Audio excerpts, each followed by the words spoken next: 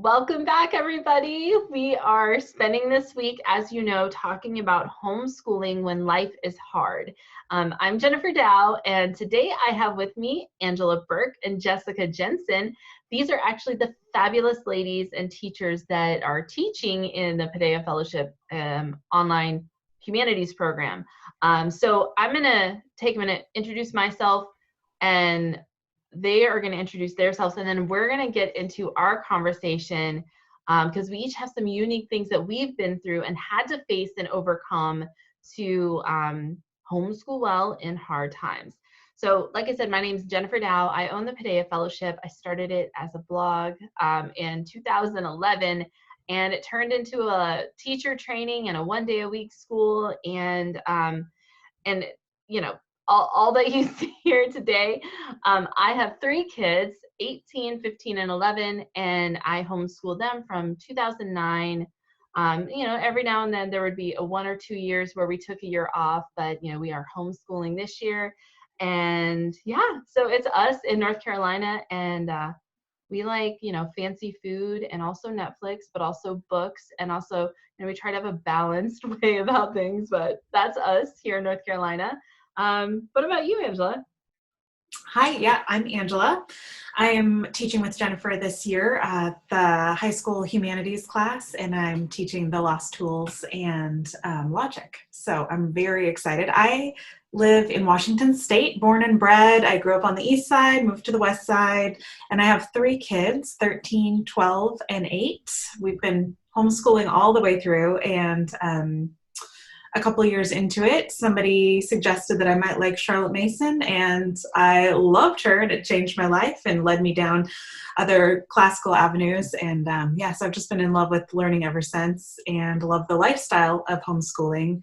My family loves read-alouds, and I'd say hiking. I just feel myself, like my whole nervous system relax when I'm in the ferns and the moss. So I love it here.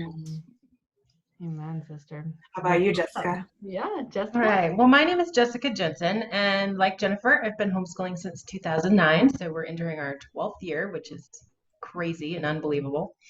And I have 2 kids. They are 14 and 16 now. So we are in high school. I also, like Angela, live in Washington State, but I'm kind of her flip side because I grew up on the west side and now I live on the east side. And let's see, what else did I tell you? I'm the middle school teacher for Paideia Fellowship this year, and I'm excited about that. I like middle schoolers, and I don't have any anymore, so that'll be really fun. Mm-hmm. And Jessica, you used to be an architect. You went to school for architecture. Yes. I love learning that. Like, what did homeschool moms do pre-homeschool? You just have this vision of homeschool moms. I'm like, actually, these women are on point. Yeah. That's always an interesting, cocktail conversation. You pull that out and everybody goes, what? Yes.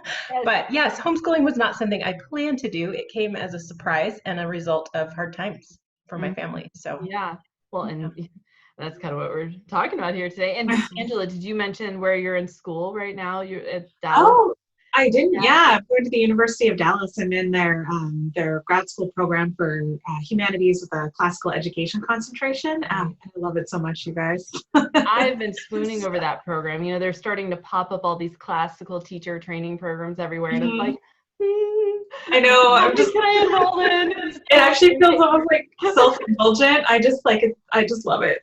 Yeah, that's awesome.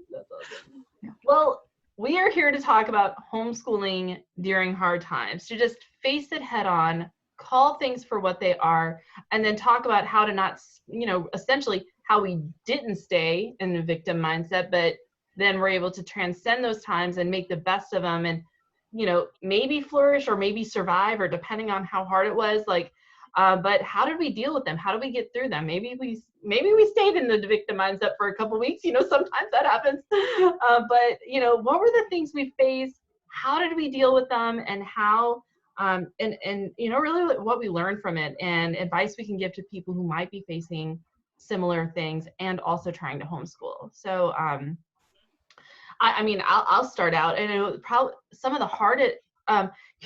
Well, I was married for 13 years, and during that time, we went through 9 job losses, and so we had some of those things happening. And then unexpectedly, in 2017, I became a single mom. That was never my plan. I was, married forever, and then all of a sudden, I was faced one day, married the next day. I'm like, I have to be the sole provider. Am I going to homeschool? I had to like figure everything out. And so that was crazy. That was almost 3 years ago. And, in the last 3 years, we also went through a month where my son was what I thought deathly ill. We were in and out of the hospital for a month. And so we've been through some things, the financial ups and downs. And, through these last almost 12 years of homeschooling, we homeschooled almost the entire time. There was a couple years that, I took, had one kid in school or 2 kids in school, and to get my feet on the ground and manage some things. But the biggest thing, I think, I'll get into solutions in a second. So those were some of the things that were like, oh, how am I going to do this? I guess I'll go ahead and say it. I think one of the biggest things I began realizing is that I don't have to do everything perfectly, and my kids learn in spite of me. That was the one of the biggest lessons I learned first. Is there was this scripture verse. I think it's Isaiah 54. I have to check my address, but there's a line where it says, "And God Himself will teach our children," and that became so real to me, especially in the last 3 years. And I was so afraid, because I was like, I'm dropping the ball, because you literally can't do everything. And then I would just, I would see them complete something. I would see them understand an idea. And I was like, okay, wow, that still happened. How did that happen? And just that reality that God really does love my kids more than I do, more than I ever can. And He Himself teaches my children and make sure they have what they need. And so that was one of the big first lessons I learned. What about you guys? And we can go back and forth, we can revisit. And I love that. I think that's so beautiful. I was talking to my sister-in-law this morning, and she also homeschools, and just did a cross-country move in the middle of COVID with her 5 small children. And she was, and she was saying, yeah, well, I mean, if you ever homeschool, you will homeschool through a hard time, because life is filled with hard times, and homeschooling is so integrated with our lives. So we were talking about that a little bit. And so there are all different levels and versions of hard time, but maybe we're all in one right now. I feel girded to go into this next school year, just acknowledging that it's a hard time. And that's actually one of my practices sometimes, is naming when you're in a hard time. Sometimes you're so wrapped up, in a survival mode. Sometimes I think it's really helpful to just acknowledge, oh, wait, this is a hard time. Like, this is hard in my life, or this is hard for my kids. This is hard for me. So sometimes acknowledging that you're in crisis mode too can then help you triage it, if you have admitted that you're in a hard time, because sometimes I love what you said about, Christ teaches our children. Because sometimes in the middle of the triage mode, the actual academic portion of homeschooling is not the most important thing. I mean, right. I love that you said that, because sometimes, because we could sit here and complain about all the things that went wrong in our lives. And I definitely have a great long list. And, I could really feel bad about all the things I've had to face. And so we want to be positive, right? But then there's that line between, okay, this is actually happening. This is a thing. This is not made up. Like, this hard thing is actually happening. But then moving into, it's almost like by naming it, then you can actually be positive in a way that's helpful. Yeah, then you can address, okay, so then where do we want to go from here? But, I think naming is really helpful to me. And then you can triage, and you can kind of say, like, okay, is this a time where I'm going to look for an external support to help the academics work forward? Is this a time where I'm going to peel away everything but, like, I don't know, probably the last thing to leave in my family is the reading. So it's like, is this a time where I'm going to peel away everything but the reading? Or is this a time where I can do reading and math and writing? and nothing else? Or is this a time where like I just need to focus on the hearts of my kids and our relationships, and we just need to hunker down, you know? So it helps you triage the levels and figure out where you're at and kind of move in from there. How about you, Jessica? Yeah, those are good words. Yeah, we've had a couple seasons of hard times, and it's an interesting topic because sometimes when I think about it, I'm like, I think we've homeschooled more in hard times than not. Yeah, it's like I said, we started homeschooling in a hard time. My youngest had a serious health issue when she was very, very young. And so my older daughter was just turning school age. Like she turned 5 a week before this diagnosis came for my younger child. And so the next 3 years were consumed with being in the hospital, being at the hospital, avoiding germs. I mean, this whole, quarantine that we're doing now, I'm like, oh, I've done this.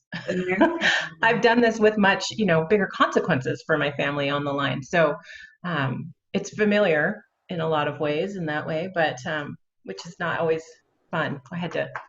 For me, this was a hard time, when it first began, because I had to acknowledge the feelings it was giving me, because it was a reminder of those times that we'd been through before. So I think for anybody who's been through something like that, this can bring that on as well. But we started then, and it was a bumpy start, but I feel like, God is just so good and faithful, and he leads you into the things that you need to do. And so it was completely chaotic, but there were some really good things that happened in there. And after like the first 6 months or so, I finally hunkered down and was like, okay, if I'm going to do this homeschool thing, then I need to figure out what I'm doing. So I checked out, every book I could from the library, which is overwhelming to say the least, and finally kind of settled on some things that worked. And the first thing that really caught my attention and caught my eye was the Charlotte Mason's principle that children are born persons. And it just felt like it freed me up to recognize you're a person and you have these needs. And the fact that you're 5 or 6 doesn't mean that you academically need to check all these boxes, because that's not actually the most important thing right now. For my eldest, she was traumatized by the situation that we were in, and we had to deal with that first, and then we could deal with other stuff. But it was also a gift to be homeschooling in that time, because it gave us that time like where I had to just stop and focus on her. And when you're in kindergarten and first grade, a lot of what you're doing is you're sitting and reading books together, and it's relationship building. It's those things that build relationships. And so those are the things that I think you have to hold on to the most during hard times. Because if you're not meeting those emotional needs of your children, they're not going to learn, because they're persons, right? Like they're just like us. And so when we're emotionally stressed and strained, we're not going to work at a very productive level. And so for our children, it's the same situation. When they're emotionally stressed and strained, they're not going to learn at a very high level if their emotional needs aren't being met. So for us, that's where we started. And there were a lot of hard learned lessons there. And then we got through that time. And then a little bit later, I had my own health crisis, and kind of have chronic illness type stuff that has been ongoing since then. So I have seasons where it's hard and I can't do a lot, and I have to let go and trust God, and he does step in. And it's amazing that the lessons that our children learn aren't always the ones that we think they need to learn. And that's actually a beautiful thing. So that's some of our hard times.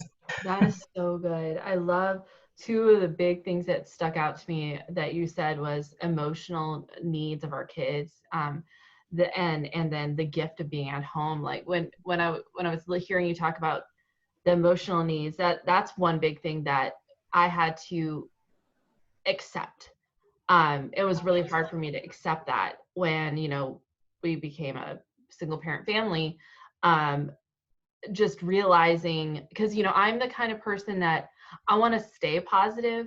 I don't want to be a victim. I don't want to people to pity me. I don't want people's like I want to be able to do it, and so I have the tendency to bulldoze through things and pretend that things aren't as serious as they are. Like I'll be like, we're fine, we can do this. Meanwhile, I'm freaking out, but we're fine. We're fine. And just being like, we're not fine. Like, actually, this is really hard. And this is totally uprooting your lives, kids. And how about we just, make home safe and beautiful and nourishing and comfortable. And so we had like a few mantras in the beginning that home is where you get to be yourself, period. And we had a no shame rule. No shame, no matter what, because that was going to come at us from all the corners everywhere else. We were in a very conservative Christian community, and people, while they were like felt bad for us, like they didn't know what to say, and it was awkward. And so there wasn't many circles where we could go where we were just like embraced, and so I was like, no shame at home, period. You get to be yourself, and there's no shame, and this is where you get to feel safe and comfortable. And so we did our best to create that culture. And I didn't name it the emotional needs. Like, I didn't think about the fact that those were emotional needs. But now that I'm like, oh yeah, that's what was happening. That's what I was sensing. That, I didn't know how to name those emotions because I'm 7 and we don't, we just,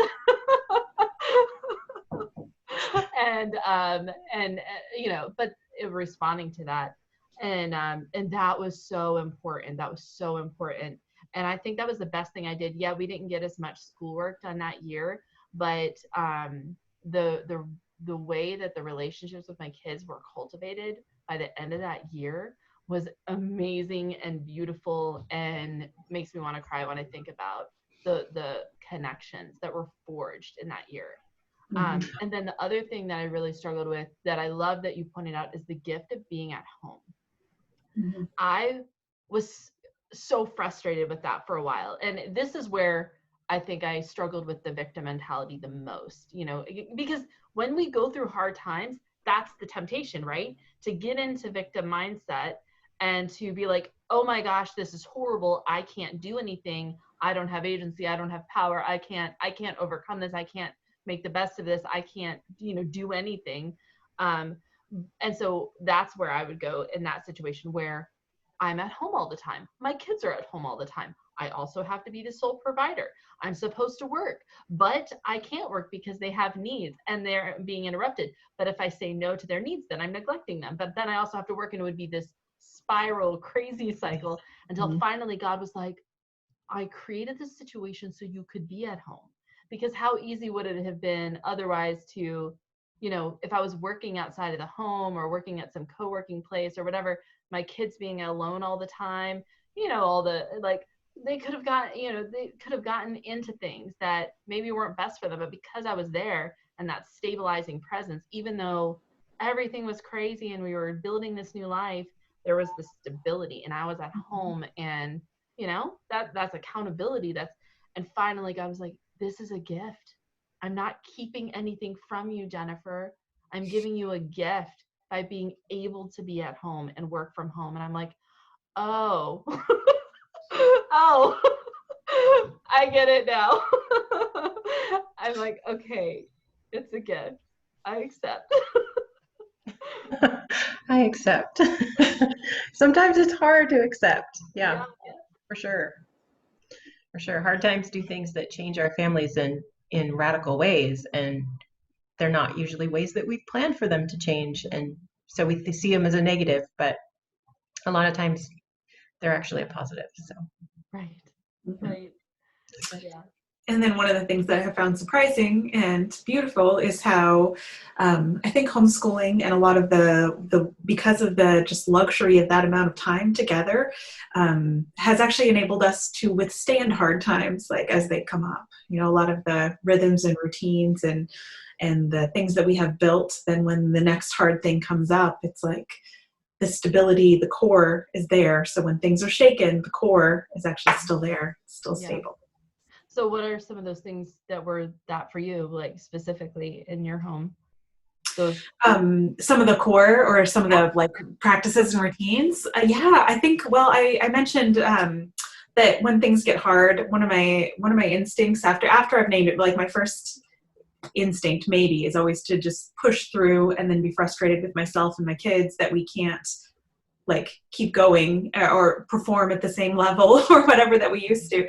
So stripping away has made me, I think one of the core practices is just the reading aloud. I think having that common vocabulary and that common storehouse of stories and references has been huge for my family. And we do kind of a morning time, you know, where we read scripture, sing hymns, and read stories together.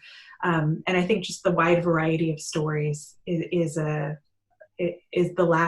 that would be the last thing to go. I would probably drop everything else before that. But one of the other things, like I mentioned, that stripping away in homeschool is I feel like just stripping away in life too, just simplifying everything. Actually, one of my whole philosophies is trying to reduce decision fatigue. And I think that just goes double in a hard time. So I, you know, whatever that looks like, whatever the decisions that you're constantly making that you don't realize that you're making, like whether it's around food or, you know, meal planning or even possessions or curriculum or whatever it is, I just start to like strip it away. Like we'll eat the same thing every Monday. We'll eat the same thing every Tuesday. Like we'll have like, you know, everybody has 4 shirts, whatever. We'll do laundry a lot and we just won't have to worry about our stuff, or we won't have to worry about our, just the things around us. Like we don't have to clean as much. We live in a small house. Like just start to like strip away and try to reduce the amount of decisions I have to make a day, which I think helps homeschool in hard times, but it also helps letting the focus be on the relationships, like making that space for people's emotional health too. So the stripping away is always one of our practices. Like, where is my energy being drained that like we can just drop, like we can just remove it. So. Mm-hmm. Oh yeah, that's good. What about you, Jessica? Yeah, I would say some similar things. With my own health issues, fatigue has been an issue. So I went through a serious pruning season of, okay, let's boil this down. What's essential and what's not? And some of those things that I had to let go of were things that, you know, I used to think were essential because I'm a firstborn. I am driven. I want to achieve goals and I will, you know, ignore felt needs along the way to get there. That's just in my nature. And so I feel like in this, God has really forced me and taught me to slow down and make purposeful decisions, not just willy-nilly or to waste time or energy, but to decide this is what is the most important for my family. And usually what I've found is that those things are the ones that are the things that help us build relationships and are healing for us. So, you know, for our family, we're the stereotypical homeschool family too. It's usually centered around books. There was a season where I was driving back and forth to a doctor a little bit further away, and we didn't have as much time for read aloud. And so we listened to audiobooks in the car. You know, we listened to The Princess and the Goblin, and we were able to get it in that way. And so you just find creative ways to make those things happen that aren't stressful, but that are actually seem kind of fun. So, you know, we have to drive 30 minutes. So let's listen to the story. And then, you know, you wait patiently while mom has her appointment. And then we go to the park for a little bit because it's beautiful over where that doctor is. And so we go do that. And then we listen to some more story on the way home. And, you know, my kids were younger than they are now, but that was a way for us to still be getting some of that stuff in, while meeting our practical needs at the time as well. So yeah, things like that. And then there were other times when I was, you know, grab your books and come get in my bed because mom's in bed today. And that's just how it has to, you know, how it has to be. So those are some of the things that we did. And also being flexible with your schedule. I think that's a huge thing, no matter what. That's something I would say in any hard times, that the perk of homeschooling is you get to be a little more flexible with your schedule.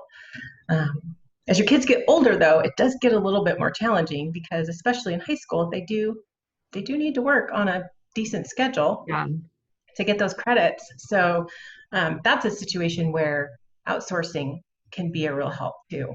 Right. So. I think that's a good point. I know. So for myself, some of the things, like from the academic standpoint, was making sure I was always in community, because if everything just fell apart, I know we are going to community day and they're going to do math and then they're going to get all their work done that they have for community day, you know, because the teacher there is holding them accountable. And so other things may have fallen to the side, but math and, you know, community day stuff, we're good. And so our community, of course, had language, art, language, you know, history, literature, writing. So pretty much the reading, writing, arithmetic was covered. And so I could, okay, you know, like maybe we didn't get to Latin, maybe we didn't get to Greek, maybe we didn't do, you know, some of the other stuff, but the basic stuff was handled. So from an academic standpoint, that, but then that also leads me, so the other things, the other, I guess, pillars, like I already talked about in terms of the home, but I think some of the other practices and tips that, you know, I that helped me was really a lot of mindset shifts. So one is detachment. So, and this applies in all sorts of scenarios. We've already talked about it, but like detachment in terms of my ideals when it comes to the academic stuff, but also detachment from what other people think. Because when you're dealing with a trauma and a really hard time, especially if it's sensitive or private, not something that you're just going to share with everyone, people are going to judge. People are going to assume maybe that you're unprofessional, that you're not on top of things, that you're lazy, that you know, they're going to think all sorts of things. And either you can fight and, you know, and fight for everyone to have the view of you that you want, or you can be at peace, but you can't have both. You have to make a choice. And so this detachment and this acceptance that people are going to misunderstand you. People are going to think some kind of way about you. And, you know, that was so hard for me, especially, you know, when everything first happened, because I was teaching online classes and I'm like, I know I told my headmaster what was going on, but it was a private situation. I'm not going to send an email with all my personal details. You know, I'm going to tell my leadership and I'm going to do my best. And I'm just, you know, and so it was hard because I know I wasn't the best teacher I could be that year. You know, I still showed up. I finished the year. It was definitely imperfect, but it had to be good enough. Like I couldn't, that's where I had to apply that. I had to detach and apply that rule, no shame. Right now we're in crisis, but no shame. And, you know, and so detachment from what other people think, and detachment from what you think of yourself. Like you've got to be hospitable to yourself and accept, like, this is where we're at and it's okay. Like you're not Superwoman, Jennifer. Like it's okay. You're not meant to like do everything. So well, and homeschool moms, I think homeschool moms, we all think we're Superwoman, and it's hard to realize we're just human. It's so interesting how easy it is to somehow think that you should and could be good at everything all the time. Like, I mean, when you say it out loud, you think, well, that's crazy. Like, nobody's good at everything all the time, but that's just, it's somehow in there, right? Yeah, we treat ourselves that way. Right. Girl, yes. So another thing that really helped me, and this was like a gift from God. My mom came over one day and we were sitting and I was just crying. I'm like, I don't know what to focus on. Like it was all logistical, like everything logistical just felt so overwhelming and I didn't know what to do. And so it was just, I don't even know how we came up with the idea. It was the Holy Spirit, you know, like, and so we looked at Maslow's hierarchy of needs and we went section by section, starting at the bottom. She's like, because I was convinced I wasn't being a good mom. I was being so hard on myself. And you know, my mom's looking at me, she's like, you're a great mom. Stop it. I'm like, but I feel like, oh, like I'm not meeting their needs. So we literally went through Maslow's hierarchy of needs and looked at what I had control over providing and what I didn't have control over providing. And what I learned was the first 2 levels is what I can help provide. The rest, I can only provide coaching to them as they seek to fulfill those things. They're not things I can do for them. They're like learning. I can't learn for them. I can't make a friend for them. I can create an environment where I encourage them to seek after meeting those needs and not stand in the way, and then coach them. But, you know, and I already do that. So really it was the first 2 levels. And I'm like, okay, this is what, you know, Do we have a roof over our heads? Are the utilities paid? Do we have food? Is everyone getting sleep? Is there anything, and this was like a hard thing because I would need to go to bed early, and the kids would stay up later, and I would be freaking out because I would feel so bad that they weren't in bed yet. But I'm like, I have to go to sleep. And I would, of course, make the youngest one go to bed. But the older ones, I was like, it just felt weird to make, an 18-year-old go to bed at 9 at night or, like something like that.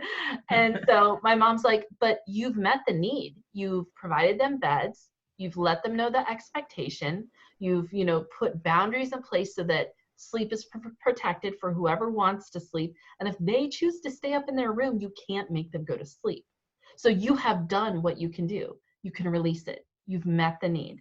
This is where your power ends and their agency begins. And so we went through everything like that.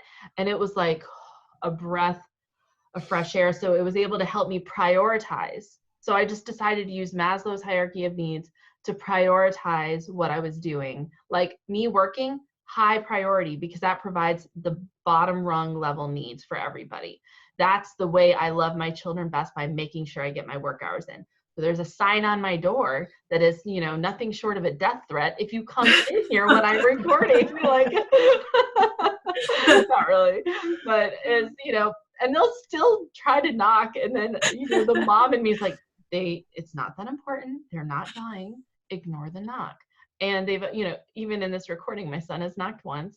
And he texted me several times because I did not, and I am ignoring it. I'm here. So that's something else that we did.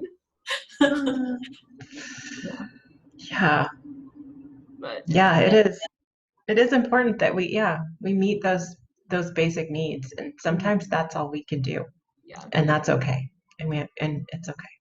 I think you've also touched on one of the tricky things about, this is a tricky thing about mothering, about parenting, and about homeschooling, is raising people to leave you. So as they go through like seasons and change, and their agency and autonomy is greater and greater, and sometimes it's a little bit like slow on the pickup for mom, because they used to be, like they used to depend on us for everything. So then realizing like, oh, I can't actually like make you fall asleep at night because you're functionally an adult. It's like a little bit tricky on the pickup, as navigating when the developmental stages change of your kids, seeing what you can affect and speak into, and what is actually out of your control. Amen. Yeah, absolutely. Yeah. I think, was there anything else you guys wanted to share about things that have helped you? Systems, practices, structures you put in place that helped you keep going in those hard times? I do have one thing that we do, which I think we've all said, and actually I love how much we're talking about, like, no, it's about the relationship and the connection and the emotional needs, because I actually know you both, and I know myself, and because we care a lot about academics, because we are classical teachers. Right. So I just think that's really interesting that we've all, been worn down to the place where we've had to like see how important that is, because I know it's not that we don't care, it's that we care so much that we had to, had to have that enlightenment of like, no, but this matters even more, right? The personhood matters more, because we do care so much about all these other things. But one of the things that I feel like you guys have sort of said in other ways is, in the middle of a hard time, when you're, triaging or looking at the hierarchy of needs, like one of the things, because it's so easy to get sucked into the hard time, but I think is to look for joy, is to find things, like to find the sparkle. And I think even— I love that. That's a blog article.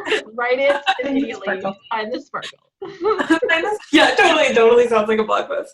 But I think even in a not hard time, even just sometimes when homeschooling is like a drag, like one of the things I think is like, where do we find joy?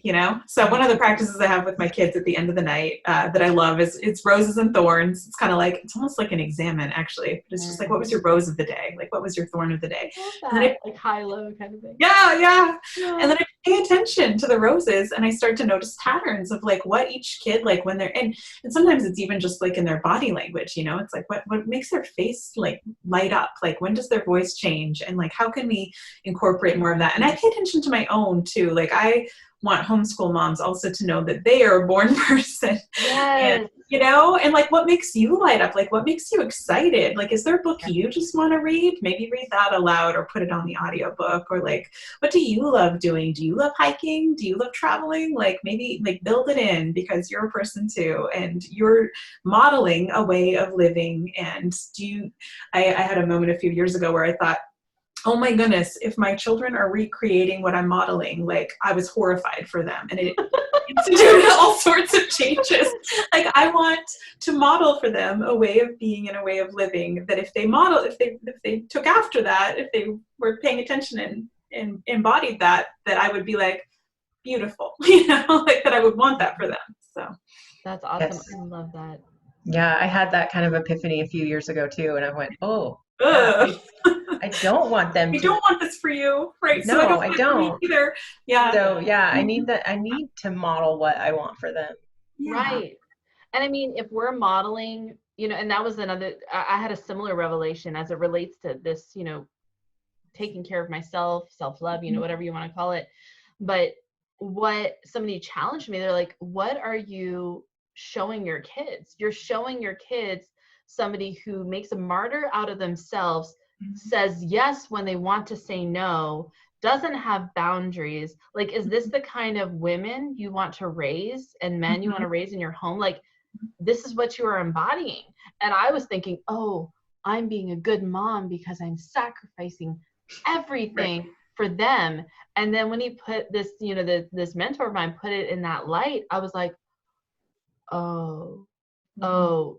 so, you know, and so I'm like, actually the kind of woman I want my girls to be is, you know, a completely self-possessed woman, somebody who owns their own agency, takes care of themselves, you know, like, can love their neighbor, but also understands their limits. Like Wendell Berry talks about that, live within the limits of creaturely life. And so that's I think another huge thing that when you're going through hard times, especially anytime, but especially in hard times, because when you're going through a trauma, your nervous system is literally in overload. Like you have a physiological response to being under stress. It's a very physiological thing, also a mental thing and an emotional, spiritual thing, but it is physiological. And so you have to take care of your body and figure out ways to regulate your nervous system while you're going through and healing from these things. And so what are they for you? For me, it's been prayer and going to divine liturgy, and being really picky about who I hang out with. Is this a person that is truly nourishing to me? And so, and it was really surprising to me as I started to assess those friendships. Wow, these are just fair weather friends, and they actually aren't my amen corner. They aren't, you know, they aren't gassing me up. They aren't helping me out. You know, like they're not encouraging me. And they aren't really for me. Like this, you know. And I was like, and am I for them? And so looking at those dynamics, being honest about them, and then also yoga and meditation really help. Like if you're going through a serious trauma, there's a book called The Body Keeps the Score, and it talks about how trauma is stored in the body. And yoga and meditation and, you know, more physical forms of prayer can really help release trauma from your body, like get through that part. And I think that is so important, because you can do all the therapy and the all the structures, but if that you don't have an outlet to get it out of your body, it's going to continue to affect you. So I think that's huge as well. Yeah, that's so great. I think remembering that you have a body remember is actually maybe a little bit of an issue more common among, say, homeschool moms. It's like I live in my head so often that has been a huge thing, and since I already kind of forget about my body most of the time, it's a double in hard times. But like sleep, water, movement. Also, I do always recommend. I keep extra copies of The Body Keeps the Score and hands it out. Yeah, so I'm a really big believer in that. Yeah, that's awesome. Mm-hmm. So one of the things I wanted to take a minute to talk about, because we all mentioned the role books have had in our healing and the nourishment that's provided, and then also community. And so we actually have an online humanities program. And so I wanted to dig into like what we're doing this year while people are here. Let's talk about that. And because I am so excited about this year and everything that, we've learned over the last couple of years, and what we're implementing in this studying ancient times in the humanities. And so let's talk about that. So Jessica, why don't you start out? Tell us about the middle school program. So Angie and I are teaching the high school program together, and then Jessica is teaching the middle school program. So Jessica, tell us about the middle school program. What is included? Like, what are you most excited about, and what can parents? Yeah. So I will be teaching composition, which is one of my favorite things to teach. But for the middle school program, it'll be composition through narration. And so we're going to have a lot of fun exploring different forms of writing and playing with words and just really working on that connection of kids for getting their thoughts out on paper and being able to do that well and regularly. And it's really fun. I love watching their little epiphanies when it just finally starts to click. Yeah. And it just starts to flow, and then they start to have fun with it. So that's really fun. I'm really excited about that. We're studying ancient history, and something Jennifer and I have been talking about and working on for both the high school and the middle school is we're going to start with a unit where we're going to compare creation theories of different cultures.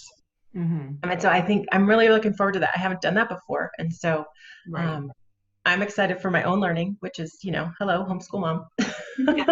But so I think that's going to be really fun. And I love looking at that we're going to open it up beyond just the Greeks and the Romans, but we're going to look at cultures around the world and kind of how they all have interpreted the creation. Right. We're also going to be reading through Beowulf and the Lord of the Rings, which I think is going to be great for this year because it's all about like a hard journey. And what are we on right now, if not a hard journey? Right. Even if we're stuck in our homes, we're still on a hard journey. Yeah. So that'll be fun. And I'm looking forward to that.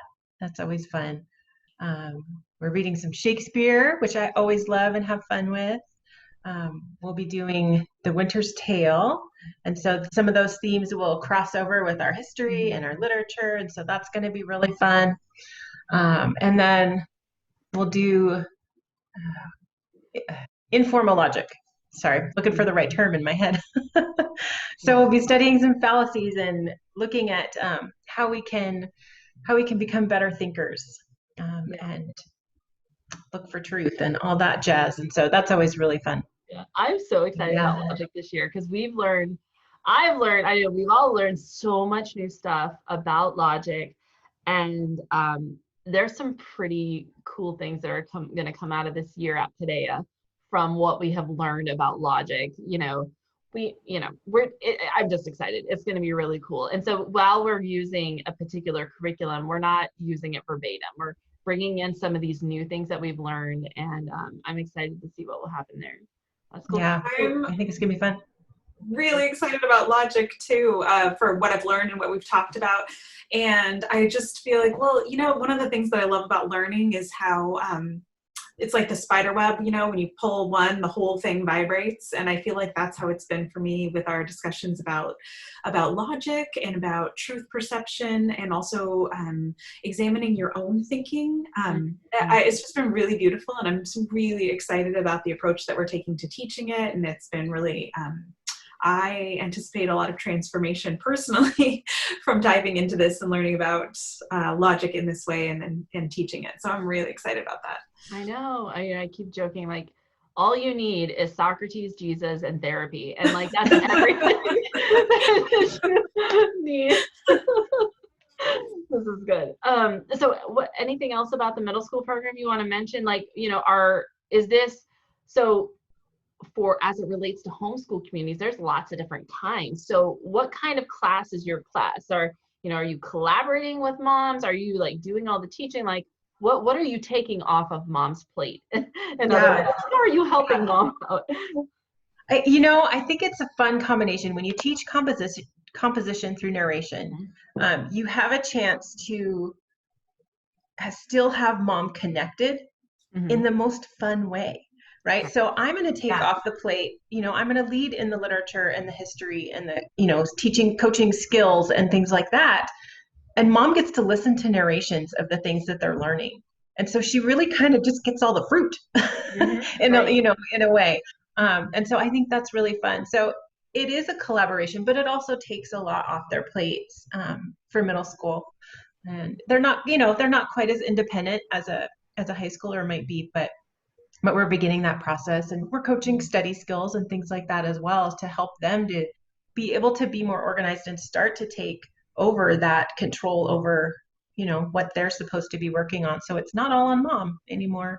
So that'll be good. And that's, such a great way of, for somebody who wants that option to outsource something. So it's a great option. And what I love about this is Paideia, one of the things, one of my friends that started the in-person Paideia with me, she would always say, I've never met anyone who's as committed to their ideals as you are.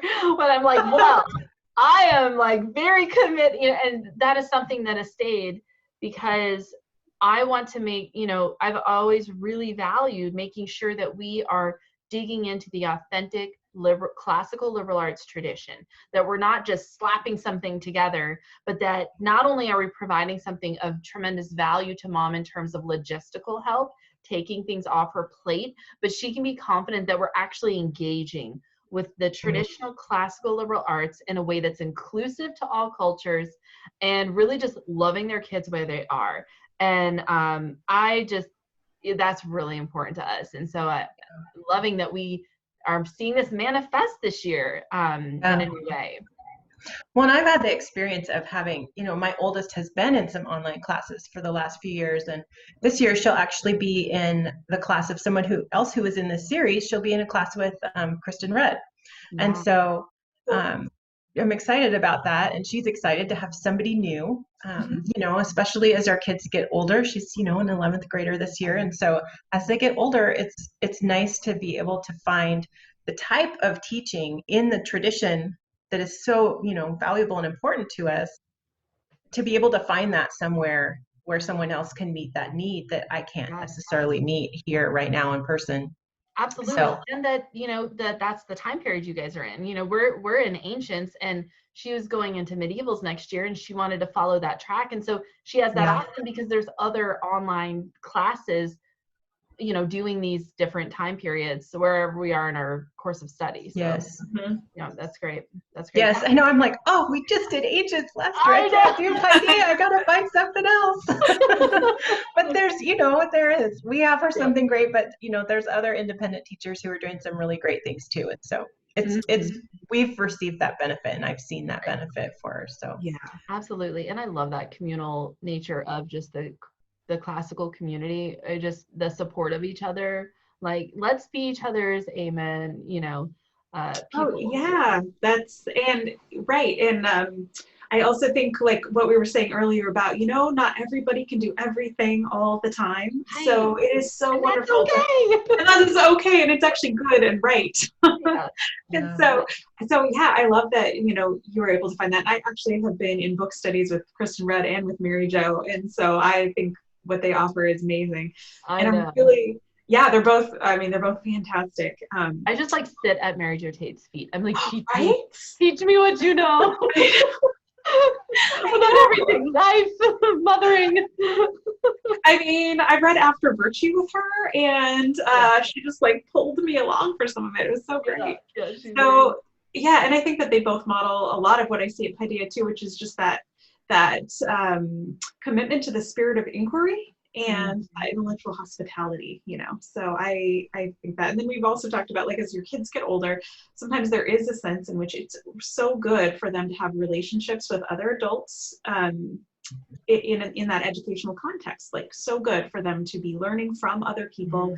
And I think even enriching the relationship with you as a parent at home, like the reciprocal, like the influx of new ideas and the way that it sparks conversations and the way that you both learn from that. Like, I think that's amazing. And I've experienced that as my kids have had other educators pour into them. And it's been so rich for our whole homeschool, which is another thing that I'm really excited about at Paideia is the program that you're putting online that's going to also be a resource for parent education.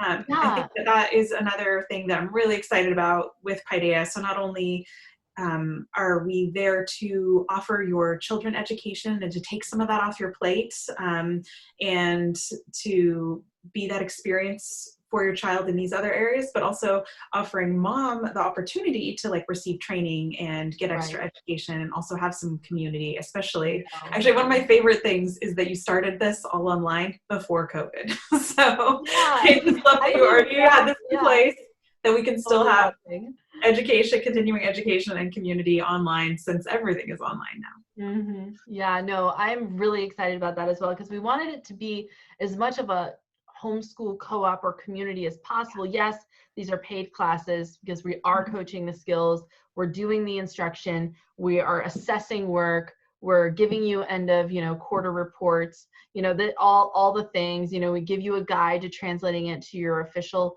transcript at the end of the year. So we do, this is an actual class, it's in that sense, it's not like a traditional co-op, but we wanted to, as much as possible, even in light of the virtual nature of it, is provide some community. And so we have that Facebook group for just the parents and us, the teachers, to be and talk.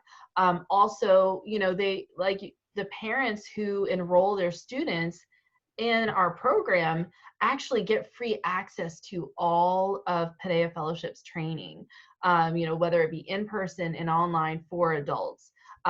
You take care of your people, and that's one way we're going to take care of our people and rally around some of these ideas.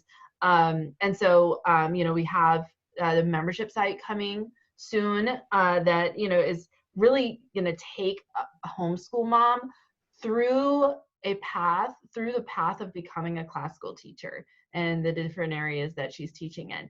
And I am so excited about it. You guys got a peek of it yesterday, and I feel like it's really concrete and doable and energizing and like, this is not elusive and outside of my reach. I can walk this path. In fact, I'm already on it and further along than I anticipated. I mean, that's how it makes me feel when I experience, think about it. But Well, and I think Angie and I can even speak to the quality of what you're producing, because we're products of it in a way. And we both take in your classes on how to teach, and that's kind of part of what's led us here. But yeah, and it's just they're terrific. Yeah, absolutely. Oh, thanks, guys. Awesome. So let's talk about the high school class before we close up here. Angie, do you want to start off? What are you most excited about with the high school class? Okay, I mean, I'm excited about so many things. I'm really excited. I'm excited to collaborate with you as a teacher. I feel like every time we talk, I learn something, and that's just really like rewarding. My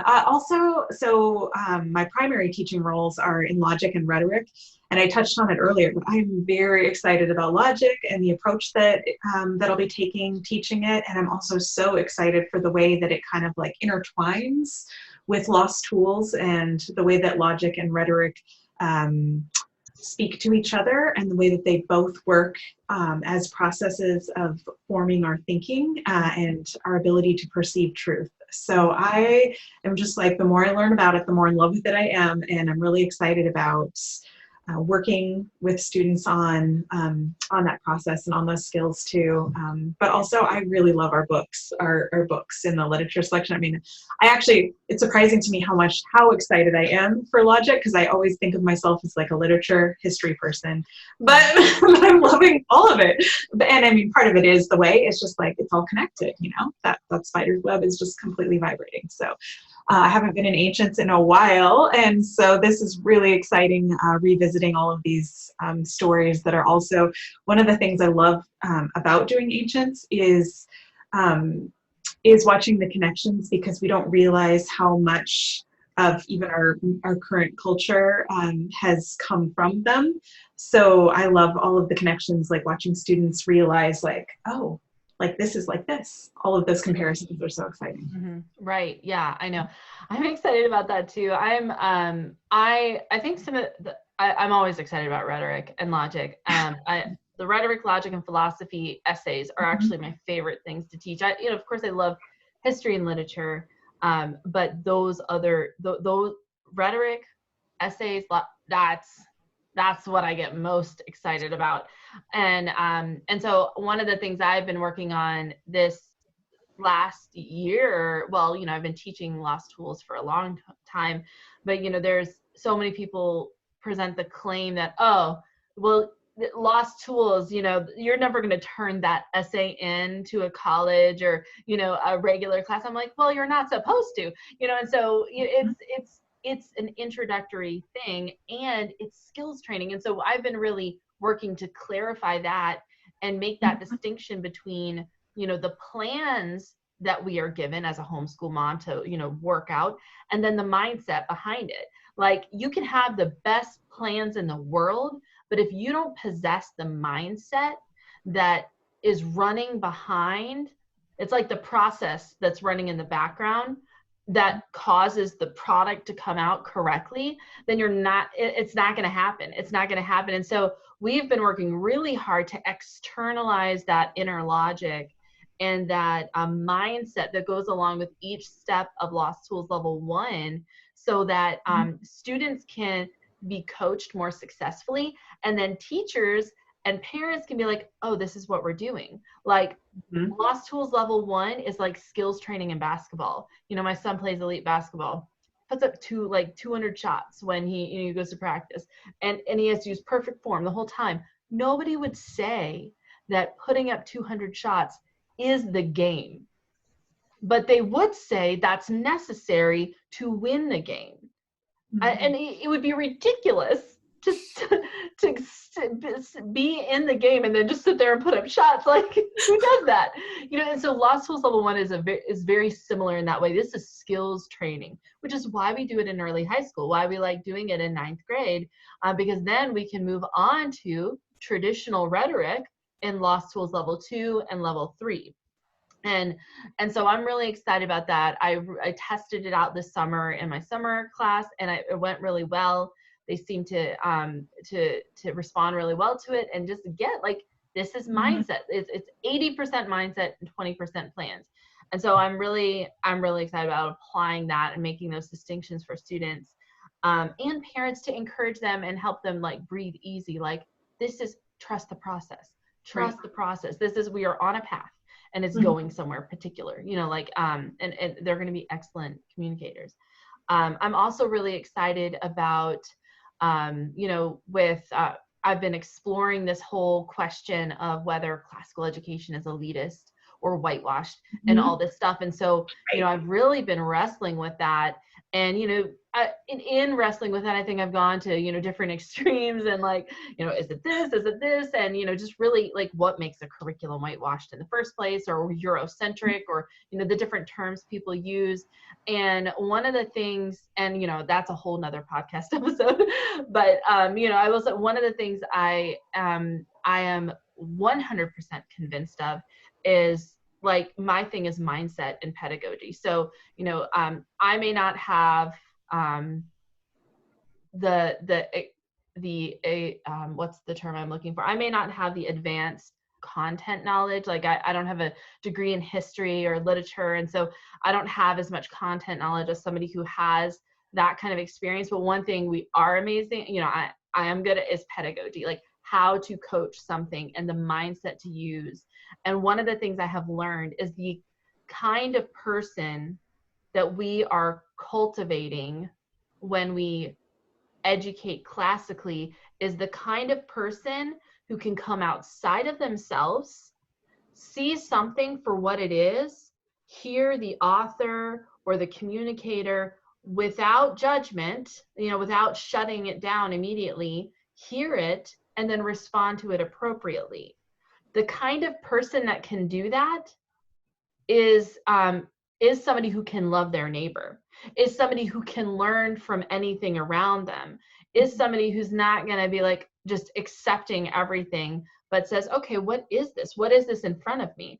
And so there's a pedagogical aspect, how we teach, to a curriculum that's not Eurocentric, because the whole idea of something being centric, Eurocentric, Afrocentric, and it means that's the center. Everything is oriented around that and relates back to that. And so the whole purpose is to see how everything relates back to that. But if we want to, what C.S. Lewis talks about in The Four Loves, he's in the section on affections, is he talks about the education, the part of the purpose of it is to get past our own idiosyncrasies, our own small worlds. So if we are in the business of education, there should be no centric of anything. Like, it's about an expansion and a movement outwards. And so some of the marks of a curriculum that rejects the notion of just a centric anything is that, you're using native voices to the best of your ability. So rather than reading the Eurocentric, narrative about this topic or that topic, you're reading multiple narratives. You're reading, what was when Rome fell, like all the people that are involved, is there different perspectives that are presented? And whenever there's a native voice, use a native voice. So that's a huge thing you can do. Even if there's, and of course that's, like I said, a whole nother podcast that we can get into, but and just looking at how that applies in ancient times, so yeah, we're going to study the Greeks, yeah, we're going to study the Romans, we're also going to study the Ethiopians and the Egyptians and look at, and even in Herodotus, he talks about how so many of the Greek gods actually came from Egypt. So we're going to dig into Herodotus. We're going to follow that track, starting with Egypt, North Africa, go into the Greeks and the Romans, and the Middle East. And we're going to compare these myths, we're going to look at the land, and we're going to ask the hard questions, and we're just going to be open to what we explore, and I'm so excited about it, to explore that and learn more and create a space where, voices are heard, different voices are heard. So yeah. Yes. Soapbox over. Oh, I loved it. I loved it all. Yeah. So this has been amazing. Do you guys have any last words for the people who are listening here today? I mean, just that I'm with you and for you, like I'm rooting for all you homeschool moms out there. And if we can help you in any way, I would be honored to do that. And I'm rooting for, actually, I'm going to say a prayer after this for every single person who watches this video. I hope that you, that this next year finds your eyes turned more and more like clearly towards Christ. Amen, sister. Yeah.